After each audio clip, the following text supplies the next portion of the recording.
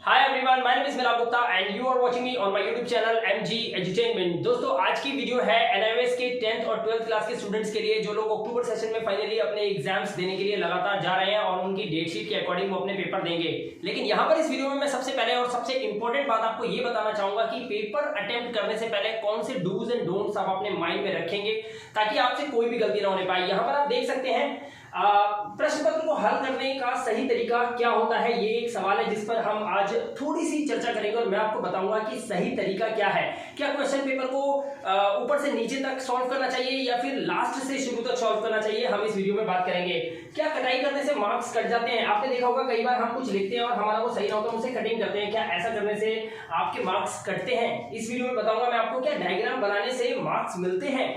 क्या रंगीन पेन का यूज करने से या तरह तरह के पेन को यूज करने से क्या हमारे नंबर कुछ अच्छे आ जाते हैं? जब आपके पेपर चेक होते हैं तो एक चेकर के माइंड में क्या चल रहा होता है, इस वीडियो में मैं वो भी आपको बताने वाला हूं ताकि आप उसके अकॉर्डिंग अपने पेपर को करके आओ। और आपको इस वीडियो को पूरा देखने के बाद या तो 20 मार्क्स एक्स्ट्रा मिलने वाले हैं, और अगर आपने इस वीडियो को पूरा एंड तक नहीं देखा तो या तो 20 मार्क्स का सीधा आपको लॉस होने वाला है। तो वीडियो को पूरा एंड तक देखिएगा। साथ ही एक बहुत इंपॉर्टेंट बात बताऊंगा, these tricky things will definitely increase 20% of your marks in exam। तो दोस्तों, इस वीडियो में जो मैं टिप्स एंड ट्रिक्स आपको देने वाला हूं, अगर आप अपने पेपर में उनको फॉलो करते हैं तो गारंटीड आप 20+ मार्क्स तो लाएंगे ही लाएंगे, वो भी हर एक पेपर के अंदर। तो चलिए वीडियो को शुरू करते हैं। सबसे पहली और सबसे इंपॉर्टेंट बात, जहां पर आपको पेपर देने जाना है उसका एड्रेस आपके हॉल टिकट के अंदर है। हॉल टिकट पर जो एड्रेस स्कूल का दे रखा है वहां पर आपको पहुंचना है, और आपको पहुंचना है एग्जाम होने से 15 मिनट पहले। Yes, reach your exam centre before 15 minutes. अगर आप चाहते हैं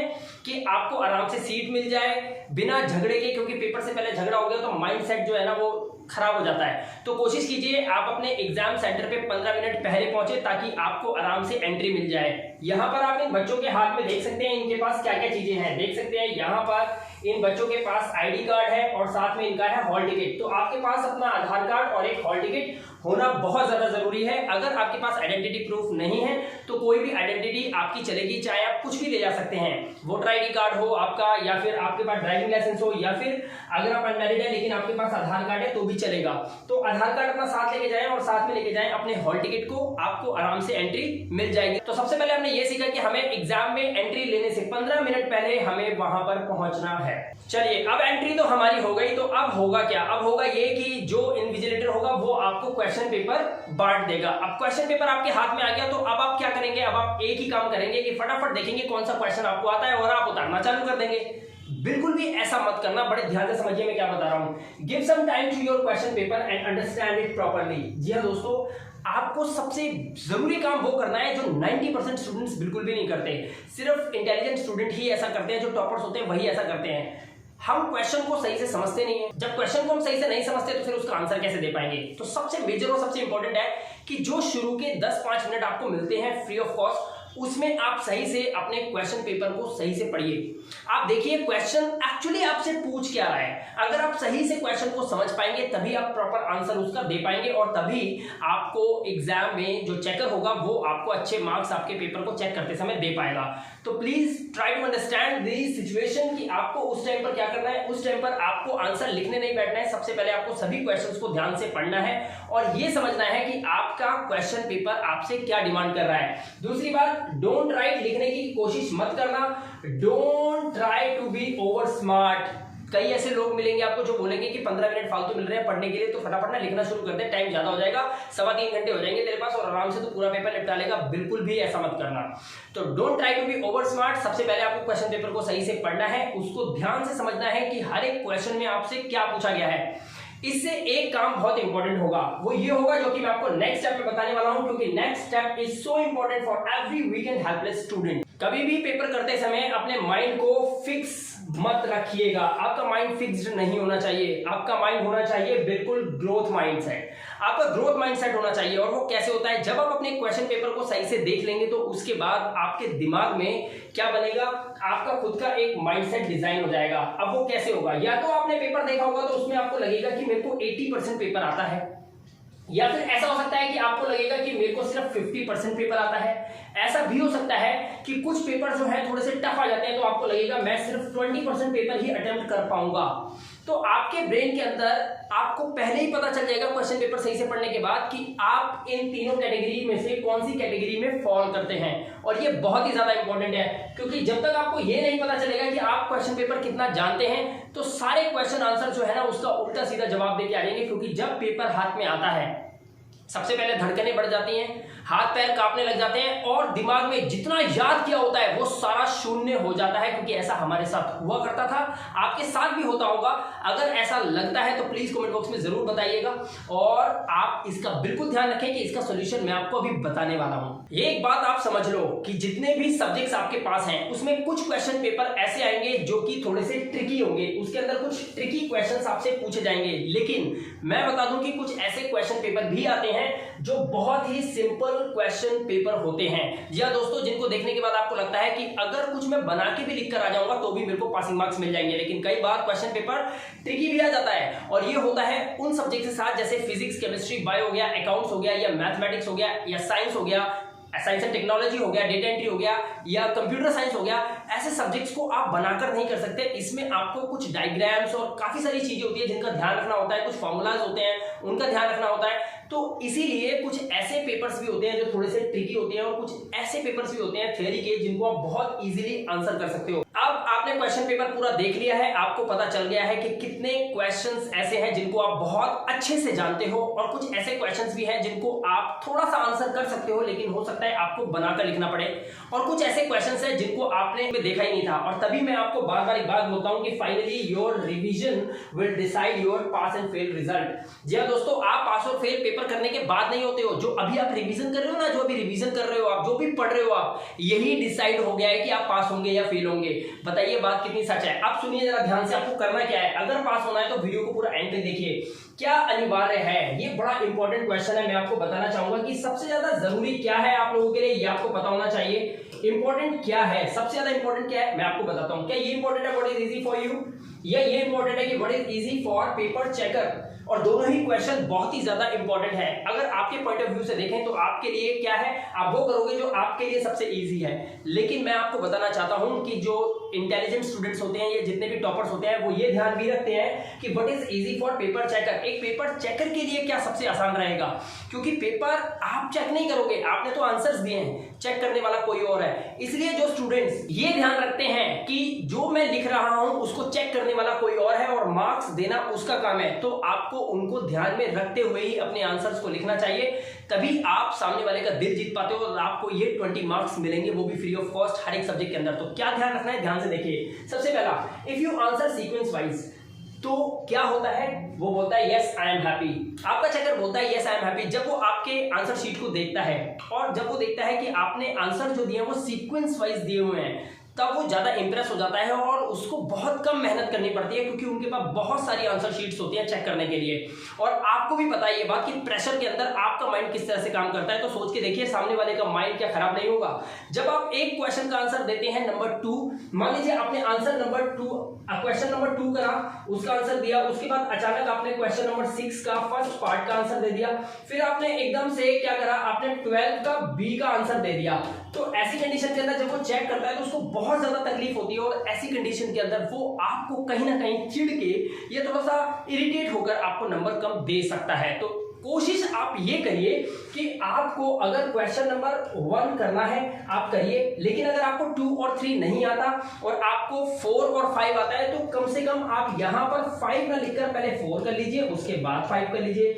अब मान लीजिए आपको क्वेश्चन नंबर 18 आता है और 27 आता है, तो 27 को पहले मत कीजिए, पहले क्वेश्चन नंबर 18 को कर लीजिए और उसके बाद क्वेश्चन नंबर 27 को कर लीजिए। तो आप इस तरह से सीक्वेंस तो बना ही सकते हैं। तो इतना जरूर करके आइए, सीक्वेंस में आंसर लिखेगा, गारंटी बता रहा हूं आपको मार्क्स अच्छे जरूर मिलेंगे, कुछ एक्स्ट्रा मार्क्स आपको इसमें मिल सकते हैं। दूसरा इंपॉर्टेंट पॉइंट आपको क्या ध्यान रखना है, आपने देखा होगा आपके क्वेश्चन पेपर के अंदर, हर एक क्वेश्चन पेपर के अंदर, चाहे आपका थ्योरी हो और चाहे आपका कोई ऐसा पेपर हो जिसमें आपको फॉर्मूलाज वगैरह या डायग्राम्स वगैरह बनाने होते हैं, अब वहां पर ध्यान रखना आपको कुछ ऐसे क्वेश्चंस देखने के मिलते हैं जिसमें आपसे पॉइंट्स पूछे जाते हैं कि right 5 points about this matter. तो ये जो 5 पॉइंट्स आते हैं उन पॉइंट्स के अंदर आपको क्या करना है, बच्चे क्या करते हैं 3 पॉइंट्स पूछे जाते हैं तो 3 ही लिख कर आ जाते हैं। अगर 3 में से 1 या 2 आपके गलत हो गए तो क्या होगा, तो आपको क्या वो पूरे मार्क्स देगा, नहीं देगा।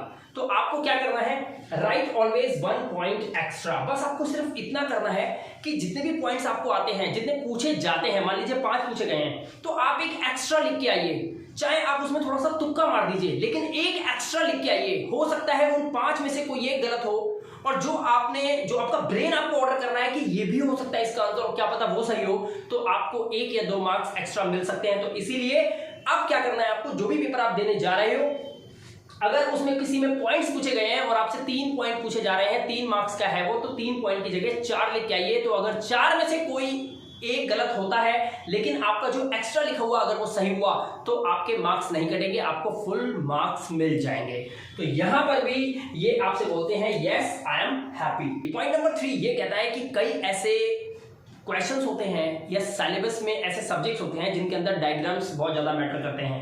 अगर कोई क्वेश्चन के अंदर आप उसमें कोई डायग्राम बना सकते हैं, आपको मौका मिल जाता है डायग्राम बनाने का, या फिर कोई आप सीनरी बना सकते हैं छोटी सी, जैसे पेंटिंग में कुछ पेंटिंग सी छोटा सा डिजाइन बना सकते हैं जो आपको याद है। लाइक अगर मान लीजिए आप कोई डायग्राम की हेल्प लेते हैं, या कोई छोटा सा जैसे मान लो मैथमेटिक्स है, मैथमेटिक्स के अंदर जब आप क्वेश्चन को सॉल्व करते हो तो उसमें कोई ना कोई पाइथागोरस थ्योरम वगैरह या कुछ ना कुछ भी आपसे पूछ लिया जाता है, तो ऐसी कंडीशन के अंदर आप कोई एंगल वगैरह बनाते हो या कुछ दिखाते हो, तो ऐसी कंडीशन के अंदर आप क्या करते हो, अपने पेपर चेकर को हैप्पी कर देते हो। जी हाँ दोस्तों, आप इस कंडीशन में भी ये खुश हो जाते हैं और ये समझ जाते हैं कि स्टूडेंट ने बहुत अच्छे से पढ़ाई की है, जो डायग्राम के माध्यम से इस बात को बताना चाह रहा है। ऐसी कंडीशन के अंदर ये इंप्रेस हो जाते हैं और आपको एक्स्ट्रा मार्क्स मिल जाते हैं। इसके साथ एक काम और करना है, आपको बड़े बड़े पैराग्राफ्स लिखने की जरूरत नहीं है, आपको बहुत ज्यादा खुला खुला लिखने की जरूरत नहीं है, आपको बड़े बड़े वर्ड्स लिखने की जरूरत नहीं है, ताकि आपकी ज्यादा से ज्यादा शीटें भर जाए। दोस्तों मैं आपको फिर बता रहा हूं कि अगर आपने जो मैंने अभी बताया, अगर आपने ये करा तो गारंटीड आपके मार्क्स कटने वाले हैं, क्योंकि वो बहुत ही ज्यादा चालाक होते हैं। घास वो भी नहीं खाते, वो भी हमारी तरह रोटी खाते हैं, और उन्हें पता होता है कि आप अपने पेपर में क्या कर रहे हो। इसीलिए आपको एक काम का ध्यान रखना है, अंडरलाइन पॉइंट्स विथ पेंसिल। आप बस सिर्फ इतना कर सकते हो कि जब आपका पेपर एंड में पूरा हो जाए तो आपको पेंसिल से अंडरलाइन करना है उन पॉइंट्स को जो पॉइंट्स आपने किसी चैप्टर से निकाले हुए हैं या आपको याद हैं। तो अगर आप पॉइंट वाइज आंसर करने की कोशिश करते हैं, भले ही चाहे आपका आंसर थोड़ा सा कम हो, नंबर आपको पूरे मिलते हैं। ये बात आप याद रखना। खुला खुला लिखने से कोई फर्क नहीं पड़ेगा। अगर आपने पैराग्राफ लिखा तो ज्यादा कोशिश करें कि आप वहां पे पॉइंट्स मेंशन करें। अगर आप पॉइंट वाइज लिख कर आएंगे तो गारंटीड आपको नंबर जरूर मिलेंगे। काफी सारे बच्चों का एक सवाल आता है कि सर क्या रंग बिरंगे पेन यूज करने से नंबर अच्छे मिल जाते हैं, क्या उसको हम थोड़ा सा सजा कर लिख दें? मेरा आंसर है बिल्कुल भी नहीं। आप सिर्फ एक काम कर सकते हो, चाहो तो अंडरलाइन करने के लिए पेंसिल का यूज कर सकते हो, और जो हेडिंग्स होती है जो आप लिखना चाहते हो, जैसे मान लीजिए किसी क्वेश्चन का आप आंसर दे रहे हैं, वहां पे हेडिंग्स अगर आपने 5 दी हैं, 5 नंबर का क्वेश्चन है, अगर आपने पहली हेडिंग दी, दूसरी हेडिंग दी, इस तरह से हेडिंग्स आप दे रहे हैं, तो हेडिंग को आप ब्लैक पेन से लिख सकते हो और अपनी पेंसिल से उसे अंडरलाइन कर सकते हो। ये करके बाकी आप आंसर्स ब्लू पेन से लिख सकते हो, लेकिन कोई और पेन आप यूज नहीं कर सकते। अगर आप ऐसा करेंगे तो आपके मार्क्स भी कटेंगे और हो सकता है आपका चेकर आपसे नाराज होकर आपके आंसर को कट ही कर दे। तो प्लीज आपको सिर्फ एक ही काम करना है, या तो ब्लू पेन यूज करना है, और अगर आप लिखना चाहते हैं कोई पॉइंट्स तो आपको ब्लैक पेन ज्यादा से ज्यादा यूज कर सकते हो। इसके अलावा कुछ भी यूज नहीं करना है आप। अब मैं यहाँ पर आपको बताने वाला हूँ सबसे इंपॉर्टेंट पॉइंट। जो भी चैप्टर्स आपने पढ़ा है, जितनी भी तैयारी आपने की है, अगर आपने की पॉइंट्स नोट नहीं किए हैं तो मैं आपको गारंटी दे सकता हूं कि आपका पास होना थोड़ा सा मुश्किल हो जाएगा। इस बार एग्जामिनर जो है, जो आपको पेपर बांटेंगे, जितने भी क्वेश्चन पेपर्स आपको देखने के लिए मिलेंगे उसमें ज्यादातर ऐसे ही क्वेश्चंस मिलेंगे बड़े बड़े, जिसमें से आपसे पॉइंट्स पूछे गए होंगे। और पॉइंट्स आप आंसर उसका तभी कर सकते हो जब आपने चैप्टर को सही से पढ़ा होगा, या फिर आप उस चैप्टर के मेन की पॉइंट्स को जानते होंगे। अब आपको की पॉइंट्स तो पता ही होगा क्या होता है। किसी भी चैप्टर के अंदर कोई पैराग्राफ होता है, उस पैराग्राफ के अंदर कुछ ना कुछ सन कोई दे रखा होता है, अगर हिस्ट्री का है तो, अगर वो कोई ना कोई केमिस्ट्री, फिजिक्स या बायो तो कोई ना कोई फार्मूला होता है, मैथमेटिक्स होता तो कोई ना कोई डायग्राम छोटा सा होता है, या हो सकता है उसमें भी कोई फार्मूला हो। तो अगर आप उस पर्टिकुलर कीवर्ड को जानते हैं और अगर कीवर्ड को अप्लाई करके आते हैं अपने पेपर के अंदर और इस तरह से आप अपने आंसर को मेंशन करते हैं, तो ऐसी कंडीशन के अंदर आपको नंबर ज्यादा मिलने के चांसेस बढ़ जाते हैं और ऐसे में आपके बिल्कुल भी मार्क्स नहीं करते। तो कोशिश आपको यही करनी है कि अगर आपको किसी चैप्टर के की पॉइंट्स पता है तो अगर आप वो की पॉइंट्स लिख कर आते हैं तो भी आपको मार्क्स मिल जाते हैं। यहां पर एक बात और मैं बताना चाहूंगा आपको, आपने सुना होगा स्टूडेंट्स कहते हैं कि सर मैं पूरा पेपर करके आया था, मैं फेल हो ही नहीं सकता, लेकिन मुझे नहीं पता कि मुझे कैसे फेल कर दिया गया। दोस्तों एक बात बता दो, जब आपका पेपर चेक होता है ना, जो ये चेकर आपका पेपर चेक करते हैं, जो आपसे हर बात से खुश तभी होते हैं जब आप इन बातों को फॉलो करते हैं। तो मैं आपको बता दूं कि ये जब आपसे खुश होते हैं ये तभी होते हैं जब आप अपनी आंसर शीट के अंदर वो काम करके आते हो जो ये देखना चाहते हैं। ऐसा नहीं है कि आप कुछ भी लिख कर आ जाएंगे तो ये आपको मार्क्स दे देंगे। आपने अगर की पॉइंट्स लिखे हैं, अगर आपका क्वेश्चन जो आपसे पूछा गया है आप उसके माकूल आंसर कर रहे हैं तो ही आपको मार्क्स मिलेंगे।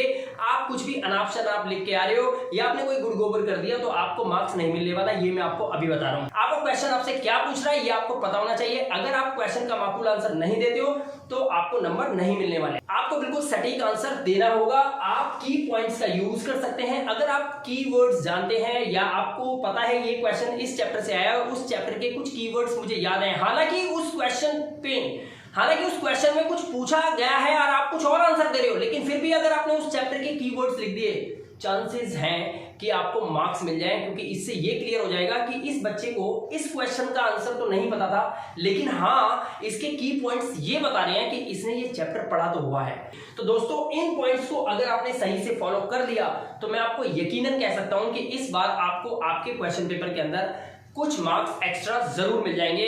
मेरा दावा है कि 20 मार्क्स आप एक्स्ट्रा ला सकते हैं अगर आपने इन पॉइंट्स को ध्यान में रखते हुए अपने पेपर को अटेम्प्ट करा तो। और सबसे बड़ी बात मैं आपको सबसे स्टार्टिंग में ही बता चुका हूं कि finally your revision will decide your pass and fail result. जो भी आप अभी पढ़ रहे हो, जिस भी तरीके से आप अभी स्टडी कर रहे हो, जो भी रिवीजन आप अभी कर रहे हो, ये रिवीजन ही डिसाइड कर चुकी है कि आप पास होने वाले हैं या फेल होने वाले हैं। तो इस बात का ध्यान रखना है आपको कि आपका जो रिवीजन जो आप अभी कर रहे हो उसमें क्या चीज की पढ़ाई कर रहे हो, किस तरह से पढ़ाई कर रहे हो। अगर वो चीज ठीक नहीं है तो आपका रिजल्ट वो नहीं आने वाला जैसा आप सोच रहे हैं या जैसा आप उम्मीद कर रहे हैं। इसीलिए कोशिश ये करें कि पढ़ें भी वही जो आपको बिल्कुल सटीक काम आने वाला है। हमने अब तक काफी सारे स्टूडेंट्स को हेल्प किया है और उनको हमने वो सभी पढ़ने के लिए माकूल चीजें दी हैं जिनसे वो स्टडी कर रहे हैं। जो बच्चे हमारे संपर्क में थे हमने उन्हें वो दिया पढ़ने के लिए और यकीनन ये सभी बच्चे पास हो जाएंगे गारंटीड, क्योंकि इनको पढ़ने के लिए हमने दिए हैं की पॉइंट्स।